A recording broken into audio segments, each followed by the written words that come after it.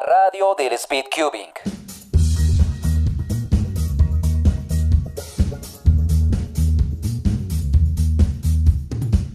Regresar después de más de 6 meses no es fácil.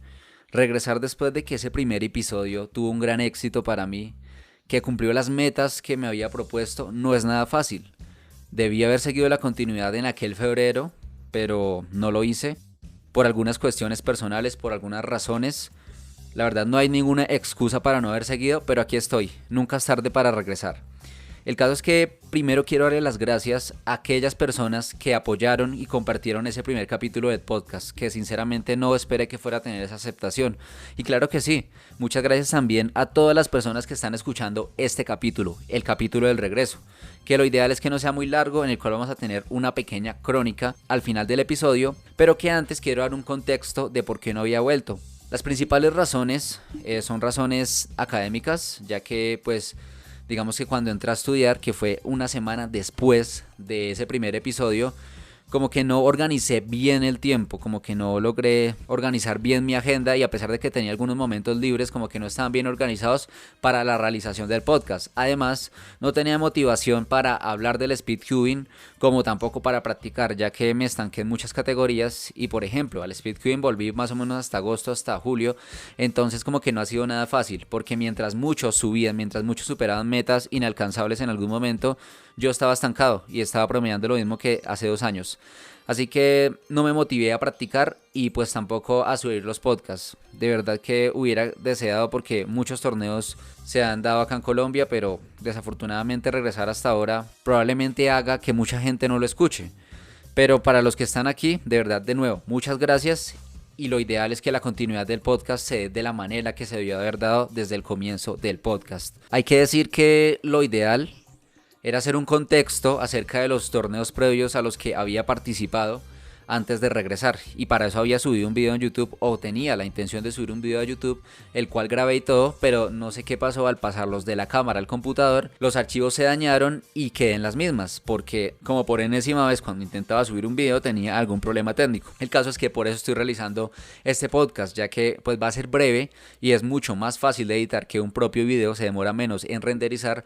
Así que pues fue la opción correcta para decir estoy aquí antes del torneo 3 en línea. Lo ideal cuando se dé el curso natural del podcast es hacer predicciones de los torneos, pero antes es preciso hacer una introducción al regreso, por lo cual en este capítulo no vamos a tener predicción de torneo, no vamos a tener información ni opinión sobre los torneos, sino que va a ser en el siguiente episodio. Como lo dije en algún momento, este episodio vamos a tener una crónica muy importante que va a marcar también una tendencia dentro del canal, no solo de YouTube, sino también dentro de este espacio en Spotify, ya que lo ideal es empezar con las entrevistas como lo había mencionado en el primer episodio. Tenemos como primer invitado al podcast, la primera entrevista, esto es histórico para mí, Juan Sebastián Mayorga Cadavid, un speedcuber colombiano perteneciente al Team Cube Masters, quien asistió a su primer torneo en el año 2021. Este torneo fue el Bogotá Open, el cual fue uno de los últimos torneos del año pasado. Más allá de ese torneo ha participado en el Regreso a Clases 2022 San Martín QBA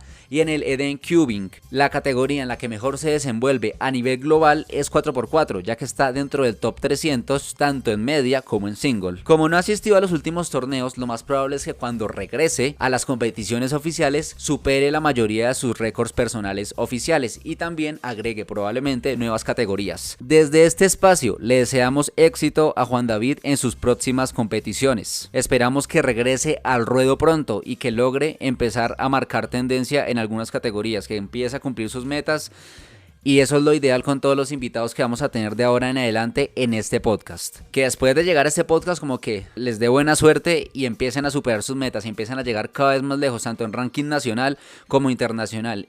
Y si ven el speedcubing solo como un hobby, que cada vez más lo disfruten. Si lo ven solo como un pasatiempo para pasarla bien, que cada vez se sientan mejor al hacer speedcubing. Ese también es un objetivo de traer invitados acá al podcast.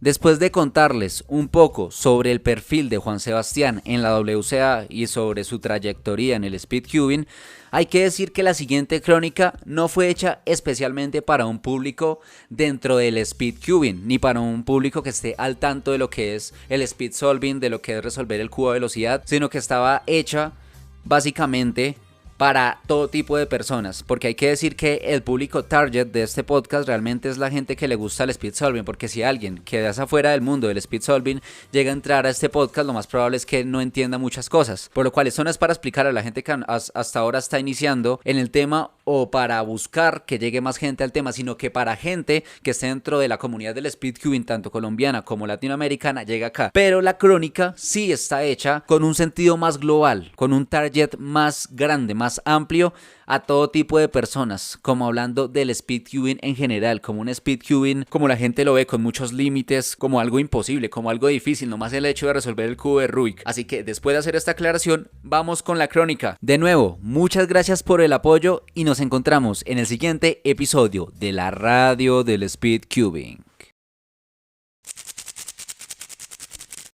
Una gran parte de las personas ha intentado resolver alguna vez el famoso cubo de Rubik, pero fracasan en el intento y terminan desensamblándolo o cambiando sus pegatinas de tal manera en que quede resuelto.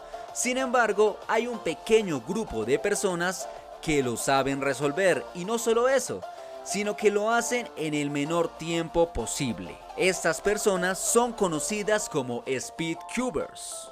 Una de esas personas es Juan Sebastián Mayorga, estudiante de Ciencias del Deporte. Tengo 21 años y llevo practicando Speedcube hace aproximadamente año y medio. Armé por primera vez mi cubo hace 5 años en el colegio.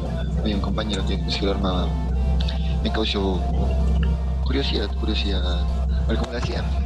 Entonces le pregunté cómo lo hacía, cómo hay que hacer, entonces me explicó.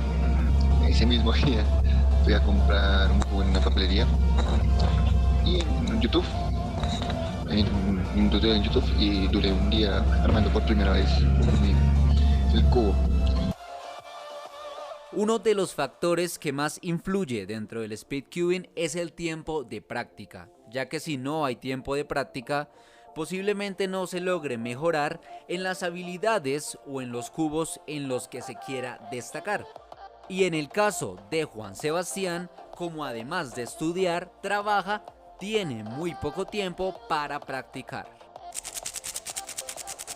Obviamente recién el bus es un poco difícil poderlo hacer con calma, y pues, después del trabajo, cuando llego a la casa, después por la noche, llego 7:30, 8, me dedico mínimo 1 hora, máximo 2 horas, practico diarias, pueden ser diarias, y que pues la universidad y el trabajo no me deja practicar más. Para Juan Sebastián, las barreras solo se encuentran en la mente. Durante todo el tiempo en el que ha sido speedcuber, ha logrado superar varias metas personales. Es curioso porque hace un año pues jamás pensé que podría armarlo en menos de 15 segundos. O en 20 segundos yo veía eso imposible. Entonces yo creo que el logro que me hizo saltar de la emoción fue poderlo armar por primera vez en menos de 15 segundos. Y yo creo que en menos de 10 segundos también. Entonces han sido como las dos metas que veía imposible, pero que ya las logré romper.